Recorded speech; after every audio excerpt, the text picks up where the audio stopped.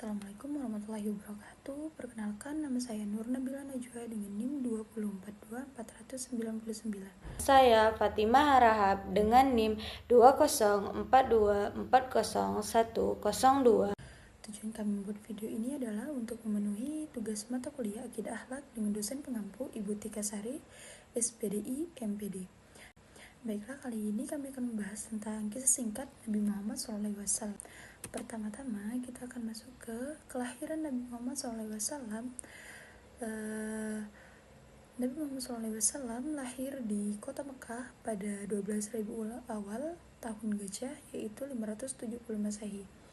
Beliau lahir dari keluarga Bani Hasyim, suku Quraisy yang terpandang dan terhormat, dan ayah beliau yaitu Abdullah wafat sebelum beliau lahir, lebih tepatnya ketika beliau berumur 6 bulan di kandungan ibunya. Sejak lahir, Nabi Muhammad SAW sudah menjadi yatim. Namun, walaupun beliau seorang yatim, beliau selalu dalam perlindungan Allah Subhanahu wa Ta'ala. Baiklah, sekarang kita akan masuk ke masa kanak-kanak Nabi. Pada masa bayi, Nabi Muhammad SAW diasuh oleh As-Sa'diyah, yaitu beliau tumbuh menjadi anak yang sehat dan membawa keberkahan bagi orang-orang sekitar dan juga keluarganya.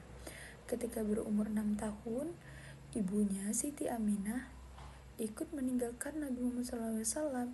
Jadi sejak itu pula Nabi Muhammad SAW menjadi seorang yatim piatu. Nah, sekarang kita akan masuk ke masa Nabi Muhammad SAW diasuh oleh kakek dan juga pamannya. Setelah Nabi Muhammad SAW ditinggalkan oleh ibunya tercinta, Nabi Muhammad SAW diasuh oleh kakeknya yaitu Abdul Muthalib.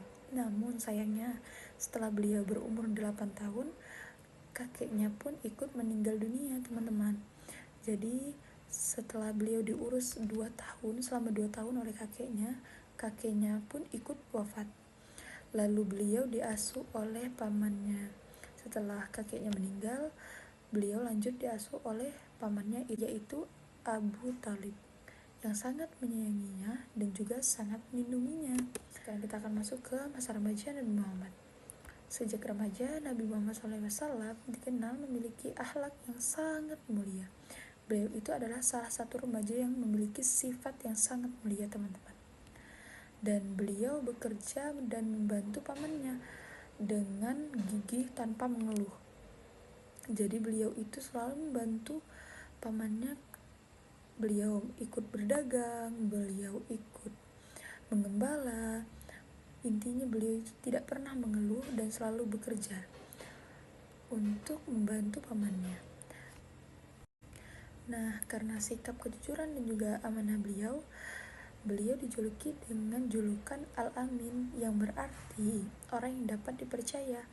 Jadi beliau tidak pernah terlihat dalam perbuatan buruk, apalagi perbuatan yang musyrik di masyarakat jahiliyah.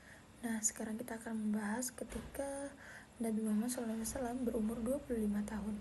Pada umur 25 tahun, Nabi Muhammad SAW menikah dengan Siti Khadijah binti Khuwailid. Pernikahan mereka dipenuhi dengan kasih sayang dan juga saling mendukung. Walaupun mereka beda umur ya teman-teman, Siti Khadijah menjadi istri pertama dan orang pertama yang selalu mendukung perjuangan Nabi Muhammad SAW. Nah, jadi Siti Khadijah itu orang pertama yang selalu mendukung segala perbuatan Nabi, terutama dalam memperjuangkan agama Islam. Ketika Nabi Muhammad dibilang gila oleh orang-orang kafir Quraisy, dilecehkan oleh orang-orang kafir Quraisy, bahkan diejek-ejek dan diolok-olok oleh orang-orang kafir Quraisy, Siti Khadijah tetap mendukung suaminya yaitu Nabi Muhammad SAW dalam memperjuangkan agama Islam. Pada usia 40 tahun, Nabi Muhammad SAW menerima wahyu pertama dari Allah Subhanahu wa Ta'ala melalui malaikat Jibril di Gua Hira. Wahyu ini menandai beliau diangkat sebagai nabi dan rasul terakhir. Sejak saat itu, beliau mulai berdakwah mengajak manusia menyembah Allah Subhanahu wa Ta'ala. Di umur 40 sampai 52 tahun, Nabi melakukan dakwah di Mekah. Dakwah Nabi di Mekah menghadapi banyak tantangan. Beliau dan sahabat sering mendapatkan cemoohan, siksaan, dan penolakan. Namun Nabi Muhammad SAW tetap sabar, lemah lembut, dan tidak membalas dengan kekerasan. Beliau tetap menyampaikan ajaran Islam dengan penuh keikhlasan. Pada usia 53 tahun, Nabi Muhammad SAW melakukan hijrah ke Madinah. Hijrah ini menjadi peristiwa penting dalam sejarah Islam. Di Madinah, Nabi membangun masyarakat yang adil, yang damai, dan rukun. Beliau berperan sebagai pemimpin agama dan pemimpin masyarakat. Selama di Madinah, Nabi Muhammad SAW memimpin umat dengan penuh kebijaksanaan. Beliau menyatukan berbagai suku dan golongan. Islam berkembang pesat dan membawa kedamaian. Nabi mengajarkan persaudaraan, keadilan, dan toleransi antar sesama. Nabi Muhammad SAW wafat pada usia 63 tahun. Walaupun beliau telah wafat, ajaran dan teladan beliau tetap hidup hingga sekarang. Umat Islam di seluruh dunia menjadikan beliau sebagai contoh terbaik dalam kehidupan. Adapun pesan moral yang dapat kita ambil dari kisah Nabi Muhammad SAW, yang pertama, kejujuran sejak kecil, yang kedua, kesabaran dalam menghadapi ujian, yang ketiga, tanggung jawab dan kepemimpinan, dan yang terakhir ada ketaatan kepada Allah Subhanahu wa Ta'ala.